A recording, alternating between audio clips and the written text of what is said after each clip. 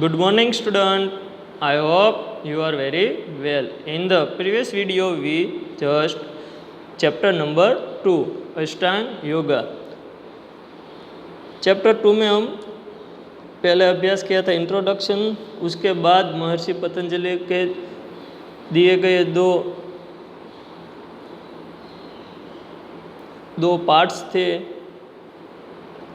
बहिरंग योगा और अंतरंग योगा। बहिरंग योगा में पहले 5 टाइप्स के आते हैं, वो यम, नियम, थर्ड वन आसन, फोर्थ वन प्राणायाम और फिफ्थ वन प्रत्याहार, वो देखा था। उसके बाद अंतरंग योग में जो बचे हुए 3 पार्ट्स है उसका हमने मीनिंग देखा था।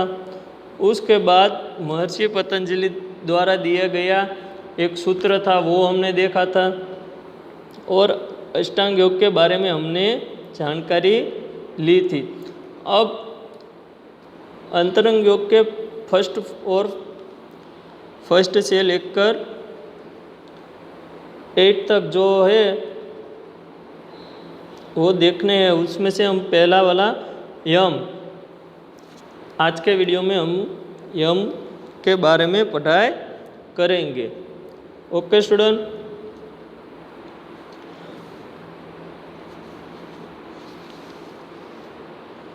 यम is the first step of ashtanga yoga.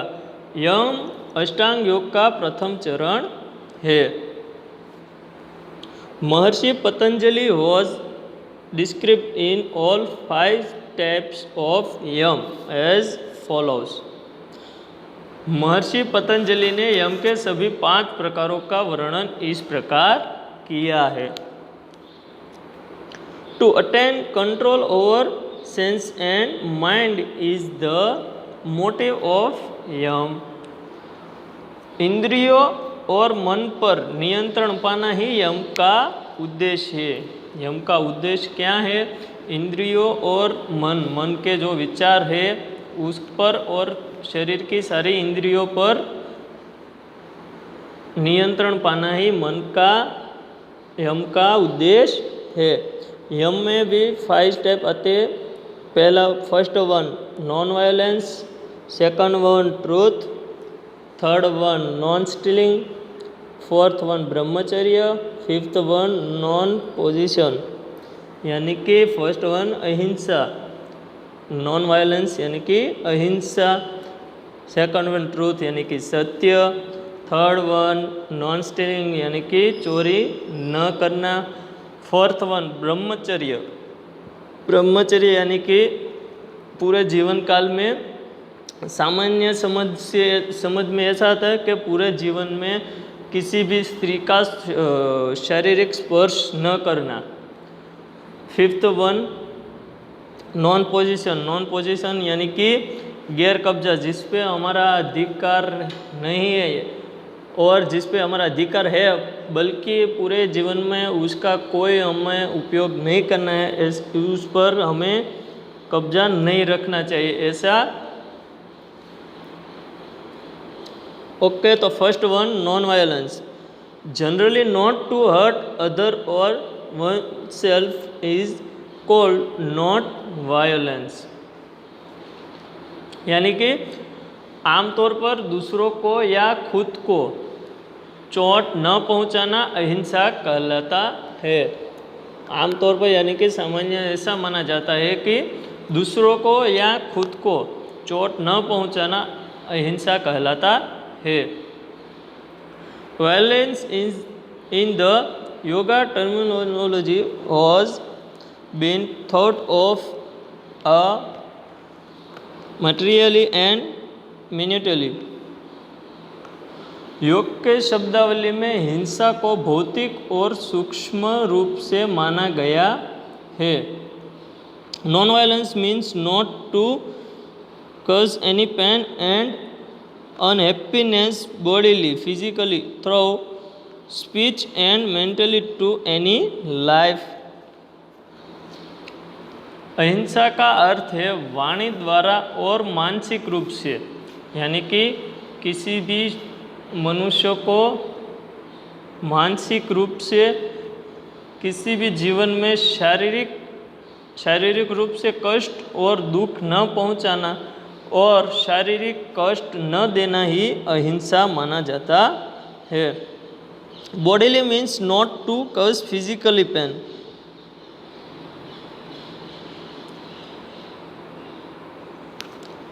Through speech means not to hurt through better words, and mentally means not to wish bad.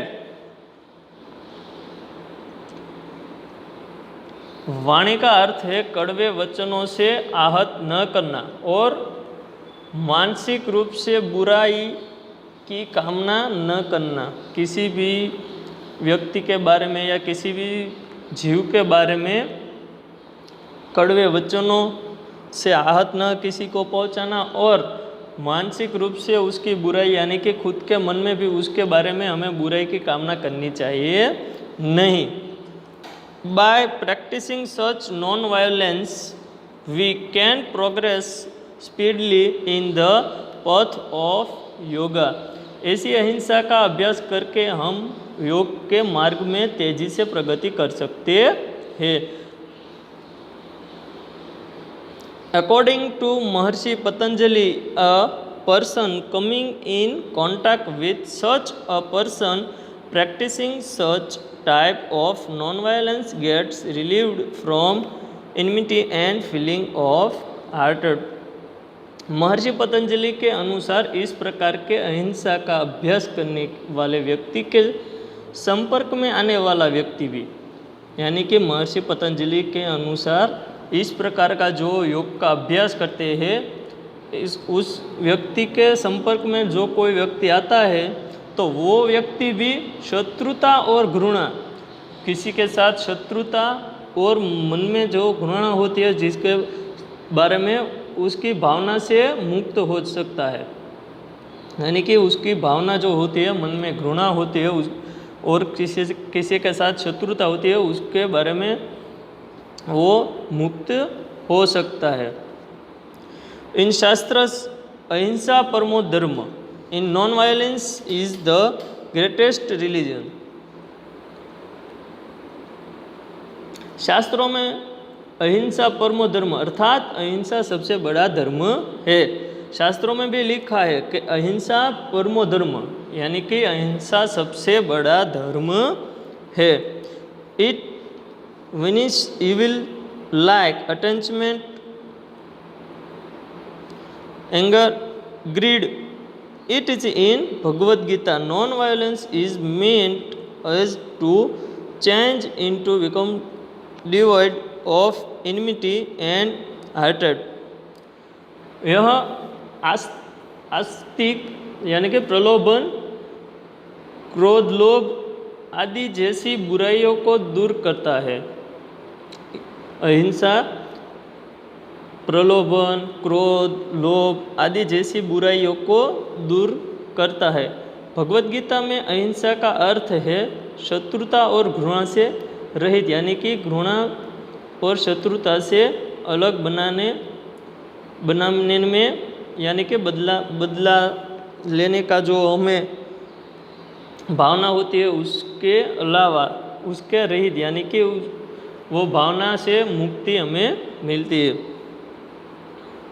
The objective of work is equally important.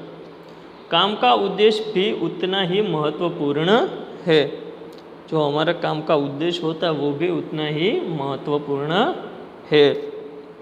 To cause unhappiness to an इनोक्टेंट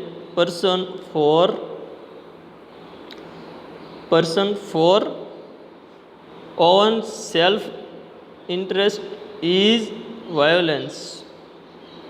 अपने स्वार्थ के लिए किसी निर्दोष को दुखी करना हिंसा है।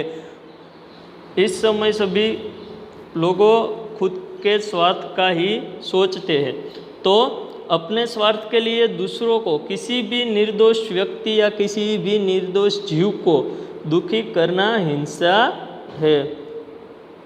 To kill any life of nature is violence, but when a doctor makes a patient ill and healthy by giving unavoidable pain to his body is not violence.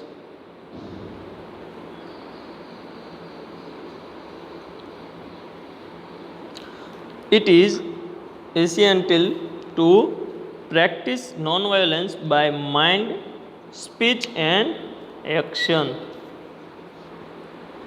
लेकिन जब कोई डॉक्टर जब कोई व्यक्ति दूसरे जीव को दुखी करना खुद के स्वार्थ के लिए दुखी करता है तो वो हिंसा माना जाता है। लेकिन प्रकृति के किसी भी जीव को मारना हिंसा है। लेकिन जब कोई डॉक्टर रोगी को अपने शरीर या खुद के बीमारी के बारे में, दर्द के बारे में बताता है और स्वस्थ बनाता है तो वह हिंसा नहीं है।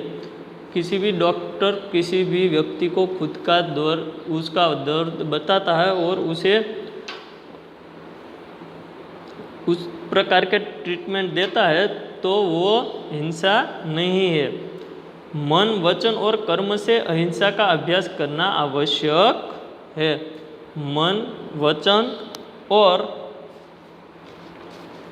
कर्म से अहिंसा का अभ्यास करना ही आवश्यक माना जाता है। Next page, second one,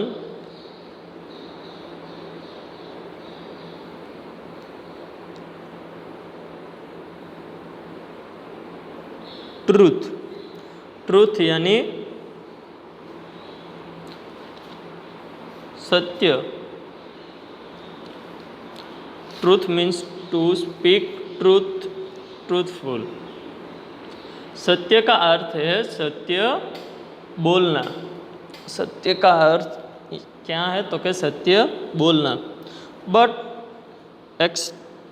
expense of true value of life and total evidence of speaking false is called truth.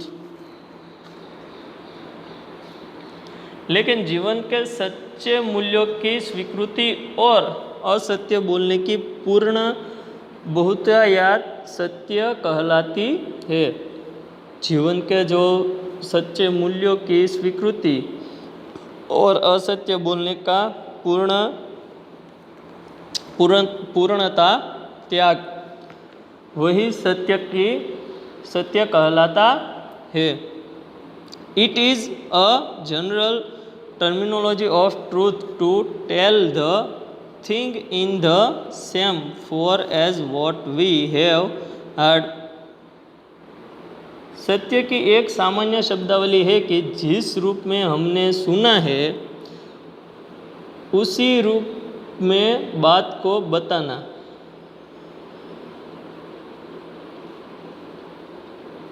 हमने किसी की भी बात सुनी हो, जैसे कि कोई टीचर स्टूडेंट को बताए कि आप दूसरे स्टूडेंट को ऐसा बता देना, तो वही बात बिल्कुल जैसे टीचर ने बोला वैसे ही उसी रूप में आप दूसरे स्टूडेंट को बताओ, वही सत्य की शब्दावली है। But this definition of truth is incomplete.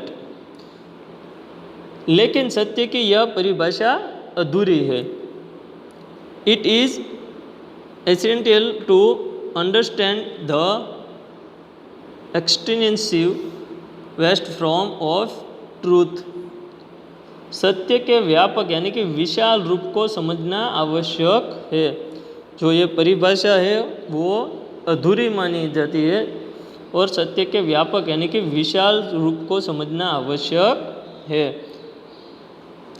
In physiology remedies many a times of patient is recovered by speaking what is not true, but them it is not untruth।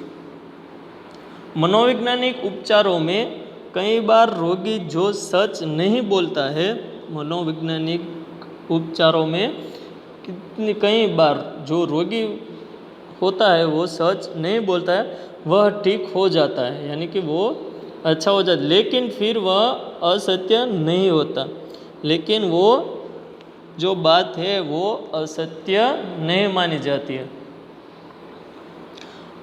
Thus the concept of truth is to be properly understood। इस प्रकार सत्य की अवधारणा को ठीक से समझना है। सत्य की जो परिभाषा है उसे समझना आवश्यक है।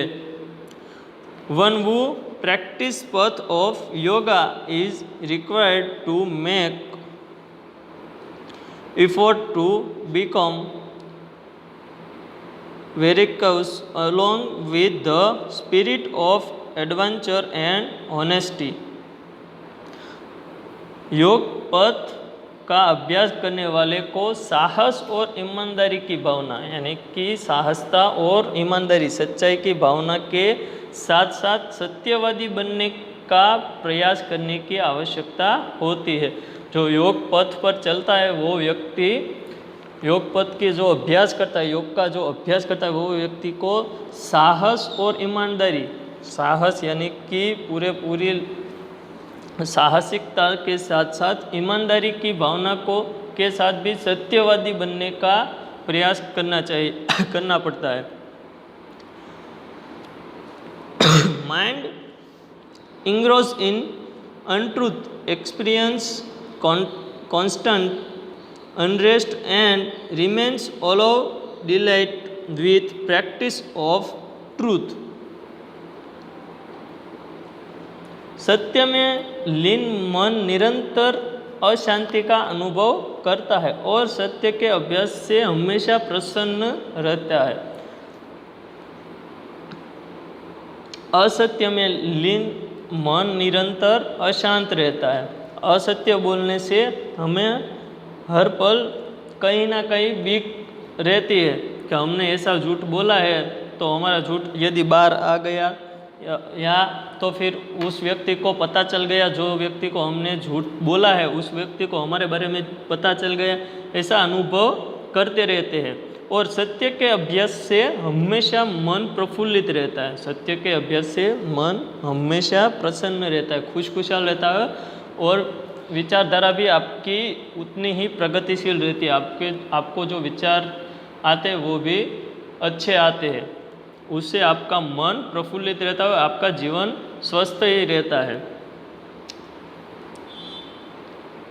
थर्ड वन, नॉन स्टीलिंग, यानी कि चोरी न करना।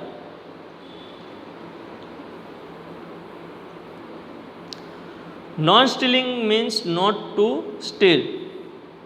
चोरी न करने का अर्थ है चोरी न करना। To seize anything belong to others considering it as one's own or to capture right over it is nothing but theft। दूसरों की किसी भी वस्तु को अपना समझकर हड़प लेना या उस पर अधिकार कर लेना चोरी के सिवाय और कुछ नहीं है। चोरी किसे कहते हैं तो कि दूसरों को किसी भी वस्तु को अपना समझकर, यानी कि खुद का समझकर हड़प लेना, यानी ले लेना या उस पर अधिकार कर लेना या उस पर हमारा खुद का अधिकार कर लेना चोरी के सिवाय और कुछ नहीं है। The meaning of non stealing should be thought of in minute form and not in material form। चोरी न करने का अर्थ सूक्ष्म रूप में सोचना चाहिए, न कि भौतिक रूप में। Stealing of one's duty is the biggest latent stealing.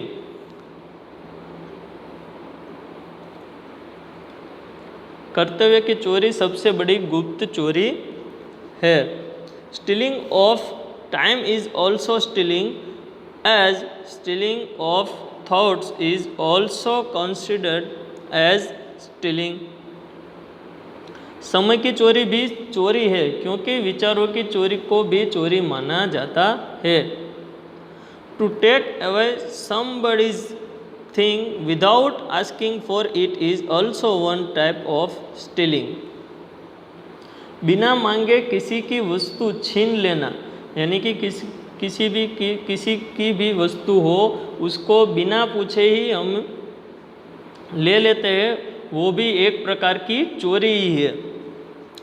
Thus one who desires to progress on the path of yoga should protect oneself from stealing.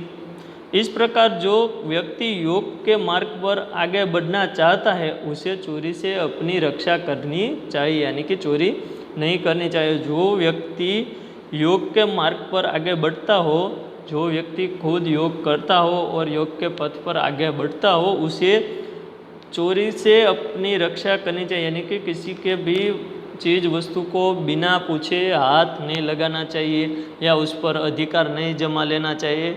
ऐसी चीज़ वस्तु से दूर रहना चाहिए. Okay, fourth one, next point, Brahmacharya. Brahmacharya means no contact with woman. Brahmacharya का अर्थ है स्त्री के साथ नहीं संपर्क. As is understood generally, but the meaning of Brahmacharya is very vast. Practicing Brahma is essential conduct for attaining Brahma.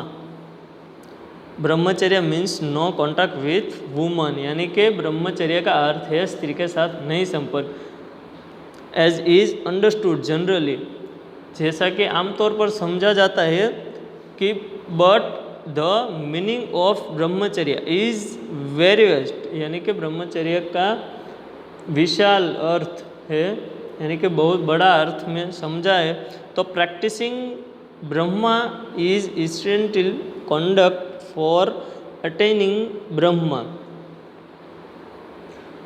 लेकिन ब्रह्मचर्य का अर्थ बहुत विशाल है, जो अर्थात यानी कि ब्रह्म को प्राप्त करने के लिए ब्रह्मा का अभ्यास, ब्रह्म को प्राप्त करने के लिए ब्रह्म का अभ्यास करना आवश्यक आचरण है. ब्रह्मचर्य का ऐसा मीनिंग समझा जाता है कि स्त्री के साथ संपर्क नहीं, लेकिन ऐसा नहीं है. वो ब्रह्मचर्य का अर्थ है ब्रह्मा के साथ संपर्क करने के लिए, उसे प्राप्त करने के लिए ब्रह्मा का अभ्यास करना आवश्यक आचरण है. ब्रह्मचर्य means control of sense is each and every sense should be used in limit and judiciously.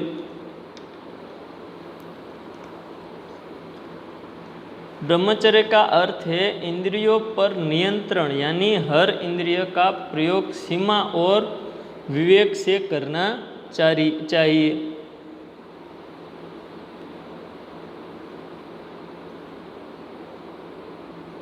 If body is in control but not the mind, then also it is of no meaning.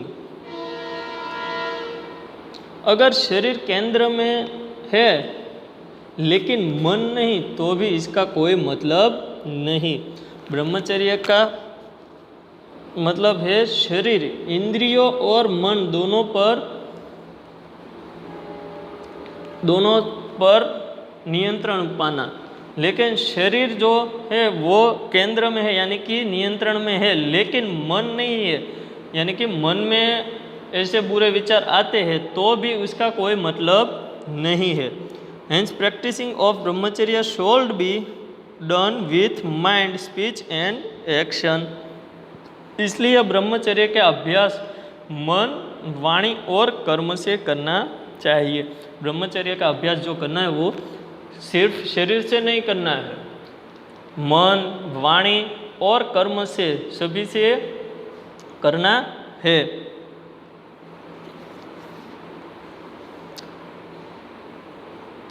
Practising ब्रह्मचर्य help accumulating internal light and energy, and thereby spiritual progress can be attained. ब्रह्मचर्य का अभ्यास आंतरिक प्रकाश और ऊर्जा को संचित करने में मदद करता है और इस प्रकार आध्यात्मिक प्रगति तेजी से प्राप्त की जा सकती है। ब्रह्मचर्य का जो अभ्यास है वो आंतरिक प्रकाश यानी कि अंदर का प्रकाश और ऊर्जा और अंदर के जो शरीर की ऊर्जा है उसको संचित करने में यानी कि उसको संग्रह करने में मदद करता है और इस प्रकार यानी कि और इस प्रकार आध्यात्मिक प्रगति यानी कि खुद की प्रगति तेजी से प्राप्त की जा सकती है यानी कि स्पीडली जो हमें प्रगति करनी है वो स्पीडली हो सकती है। 5th वन, नॉन पोजीशन यानी कि गैर कब्जा। Non possession means not to hoard anything over and above one's own needs. गैर कब्जा का अर्थ है जमा चोरी न करना, अपनी आवश्यकताओं के ऊपर कुछ भी जमा न करना। जो हमारे जीवन में आवश्यक है उसके ऊपर कोई भी चीज़ वस्तु का हमें जमा न करनी चाहिए। हमारे जो जीवन काल में जरूरी है उसी चीज़ वस्तु की हमें संग्रहित करनी चाहिए, उसके ऊपर कोई भी चीज़ वस्तु हमें संग्रहित करनी न चाहिए। Anything useful in life is not needed even then to earn it is position. जीवन में उपयोगी कोई भी वस्तु यदि आवश्यक न हो तो भी उसे जमा करना ही अधिकार नहीं है। यानी कि जीवन में उपयोगी कोई भी वस्तु यदि आवश्यक न हो यानी कि आवश्यक न हो तो भी उसे जमा करना ही अधिकार है। तो भी उसे जो हम हमारे पास रखते हैं हमारे पूरी लाइफ में उसका कोई उपयोग नहीं है तो भी उसको हम अपने पास रखते हैं तो उस पर हमने अधिकार रखा है ऐसा माना जाता है। हेंस साधक वो practice non position should keep minimum and essential necessities and that too with perfect satisfaction। अंततः जो साधक अनास्तिक का अभ्यास आवश्यकताओं की पूर्ति करनी चाहिए और वह भी पूर्ण संतुष्टि के साथ। अंततः जो साधु होते हैं उसके अनास्तिक यानी कि कोई भी प्रकार का आस्तिक का अभ्यास की आवश्यकताओं पर पूर्ति करनी चाहिए, हमें पूर्ति करनी चाहिए और वह भी संतुष्टि यानी कि पूरे का पूरा सेटिस्फेक्शन के साथ यानी कि पूरी संतुष्टि के साथ करना चाहिए। Non position should be not be on simply material layer but on mental layer। कब्जा न केवल भौतिक पर होना चाहिए बल्कि मानसिक परत पर भी होना चाहिए। कब्जा जो होता है केवल भौतिक यानी कि शरीर या कोई भी चीज़ वस्तु पर ही होता है ऐसा नहीं है, मानसिक पर भी होना चाहिए। The stronger the feeling of non-possession, the greater the experience of true joy। गैर अधिकार की भावना जितनी मजबूत होगी सच्चे आनंद का अनुभव उतना ही अधिक होगा यानी कि उतना ही कम होगा। गैर अधिकार की भावना जितनी हम ज़्यादा रखेंगे उतना ही सच्चे आनंद का अनुभव हम कम कर पाएंगे। जो हमें आनंद मिलता है वो हम सच्चे आनंद का अनुभव कर नहीं पाएंगे। महर्षि Patanjali was instructed these 5 yams to get control over sense and mind। महर्षि पतंजलि ने इन 5 यमों का इंद्रियों और मन पर नियंत्रण पाने का निर्देश दिया है। महर्षि पतंजलि जो है उन्होंने ये 5 यम है उससे इंद्रियों और मन दोनों पर सिर्फ न कि सिर्फ इंद्रियों पर और न कि सिर्फ मन पर, या दोनों पर, इंद्रियों और मन दोनों पर नियंत्रण पाने का निर्देश दिया है। In fact these 5 M's guide a person how to behave with other people in society। वास्तव में ये 5 यम एक व्यक्ति का मार्गदर्शन करते हैं, अदर्स पीपल, यानी वास्तव में ये मार्गदर्शन करते हैं कि समाज में अन्य लोगों के साथ कैसा व्यवहार किया जाए। और वास्तव में ये 5 यम ऐसे हैं कि एक व्यक्ति अपनी सोसाइटी, अपने समाज में, समाज के में अन्य लोगों के साथ कैसा व्यवहार किया जाता है, कि करता है, उस पर नियंत्रण रखता है। If more and more person in society practice them in their day-to-day life, there would be happiness, wealth, peace and harmony in society। यदि समाज में अधिक से अधिक व्यक्ति अपने दैनिक जीवन में, अपने समाज के व्यक्ति, सभी व्यक्ति अपने दैनिक जीवन में इनका अभ्यास करे, योग का अभ्यास, यम का अभ्यास करे, तो समाज में सुख, धन, शांति और सद्भाव होगा। अपने समाज में जो महर्षि पतंजलि के दिए गए ये 5 यम का आचरण करे हर रोज, दिन प्रतिदिन, तो उसके जीवन में सुख, धन, शांति, हमारा जीवन में जो सुख, वो धन है, शांति और सद्भाव सभी होगा। Okay student, we will you met next video. Okay, have you nice day. Thank you student.